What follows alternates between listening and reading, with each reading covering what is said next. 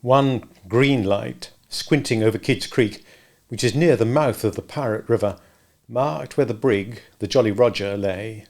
Low in the water, a rakish-looking craft, foul to the hull, every beam in her detestable, like ground strewn with mangled feathers. She was a cannibal of the seas, and scarce needed that watchful eye as she floated immune in the horror of her name. She was wrapped in the blanket of night through which no sound from her could have reached the shore.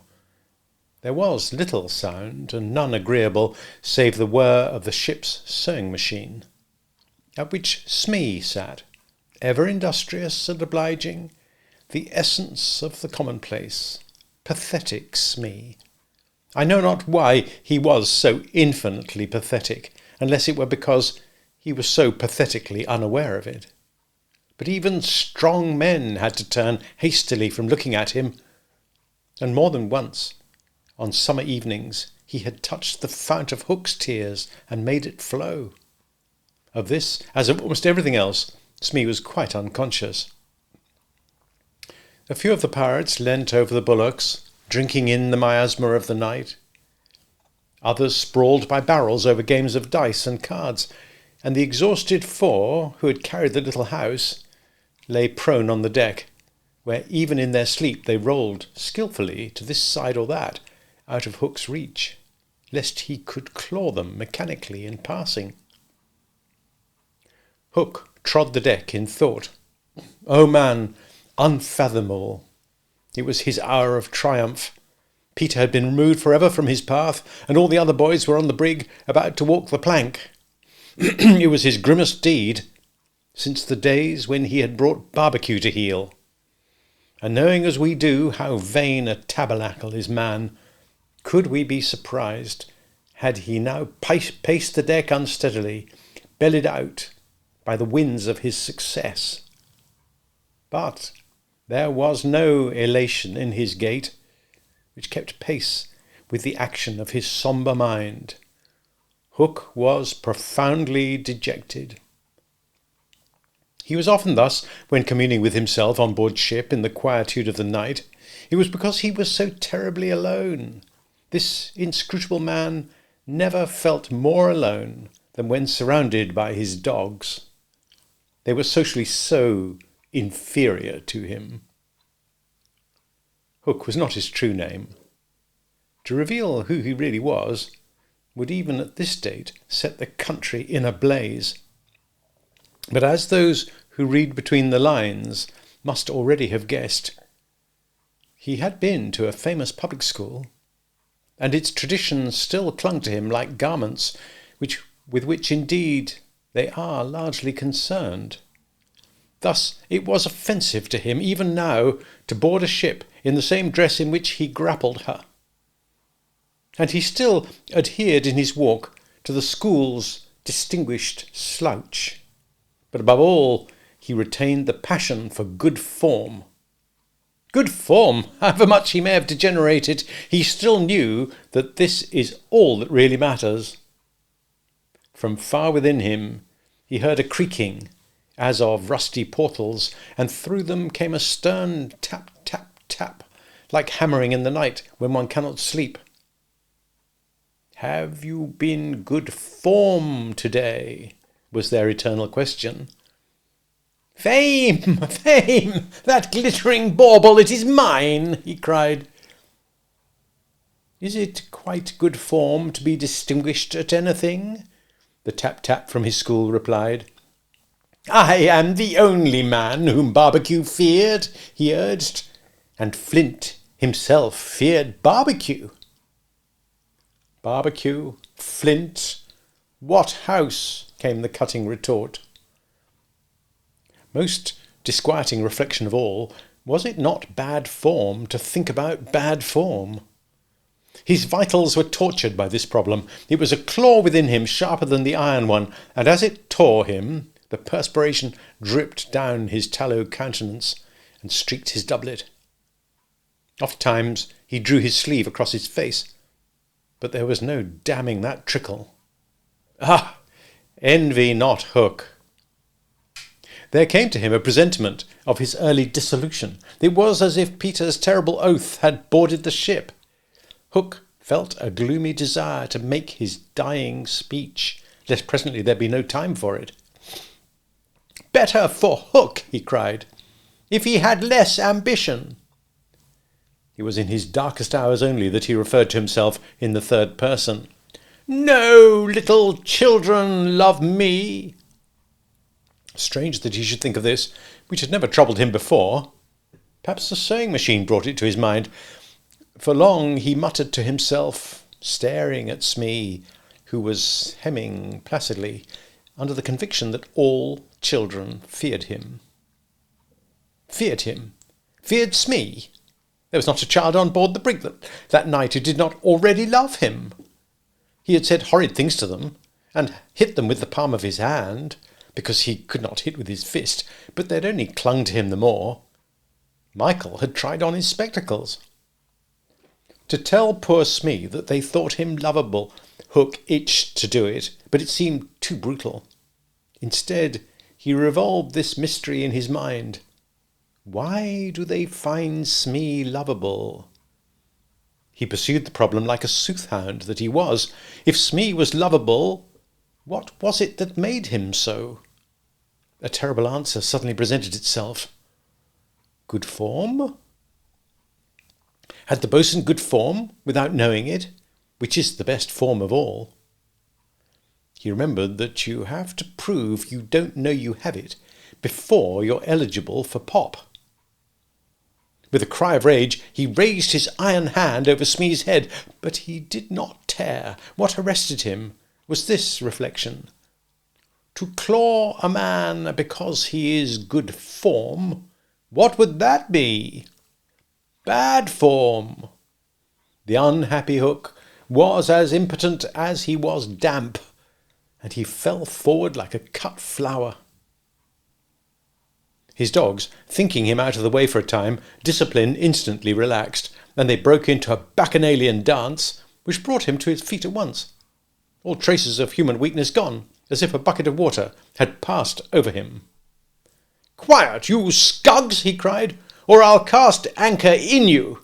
And at once the din was hushed. "Are all the children chained, so that they cannot fly away?" "Aye, aye." "Then hoist them up." The wretched prisoners were dragged from the hold, all except Wendy, and ranged in line in front of him. For a time he seemed unconscious of their presence. He lolled at his ease, humming, not unmelodiously, snatches of a rude song, and fingering a pack of cards. Ever and anon the light from his cigar gave a touch of colour to his face. "Now then, bullies," he said briskly, 6 of you walk the plank tonight, but I have room for 2 cabin boys. Which of you is it to be?" "Don't irritate him unnecessarily," had been Wendy's instructions in the hold, so Tootles stepped forward politely. Tootles hated the idea of signing under such a man, but an instinct told him that it would be prudent to lay the responsibility on an absent person. And though a somewhat silly boy, he knew that mothers alone are always willing to be the buffer. All children know this about mothers and despise them for it, but make constant use of it. So Tootles explained prudently, "You see, sir, I don't think my mother would like me to be a pirate. Would your mother like you to be a pirate, Slightly?" He winked at Slightly, who said mournfully, "I don't think so," as if he wished other things had been otherwise. "Would your mother like you to be a pirate, Twin?" "I don't think so," said the first twin, as clever as the others. "Nips would—" "Stow his gab!" roared Hook. And the spokesman was dragged back. "You boy," he said, addressing John, "you look as if you had a little pluck in you. Didn't you never want to be a pirate, my hearty?" Now John had sometimes experienced this hankering at maths prep, and he was struck by Hook's picking him out. "I once thought of calling myself Red-Handed Jack," he said diffidently. "And a good name too. We'll call you that here, bully, if you join." "What do you think, Michael?" asked John. "What would you call me if I join?" Michael demanded. Blackbeard Joe. Michael was naturally impressed. What do you think, John? He wanted John to decide, and John wanted him to decide. Shall we still be respectful subjects of the king? John asked. Through Hook's teeth came the answer. You would have to swear, down with the king. Perhaps John had not behaved very well so far, but he shone out now. Then I refuse, he cried, banging the barrel in front of Hook. And I refuse, cried Michael. Rule Britannia, squeaked Curly.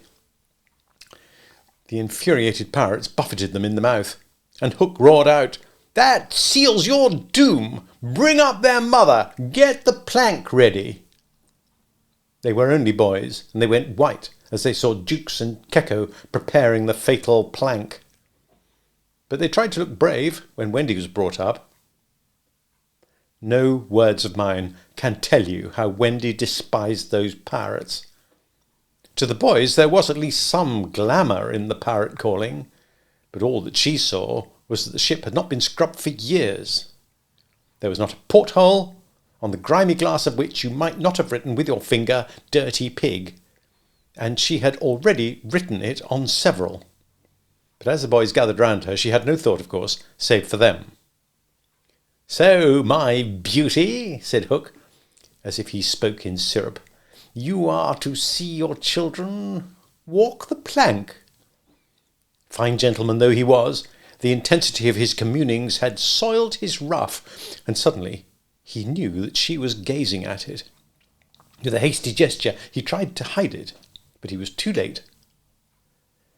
Are they to die? Asked Wendy, with a look of such frightful contempt that he nearly fainted.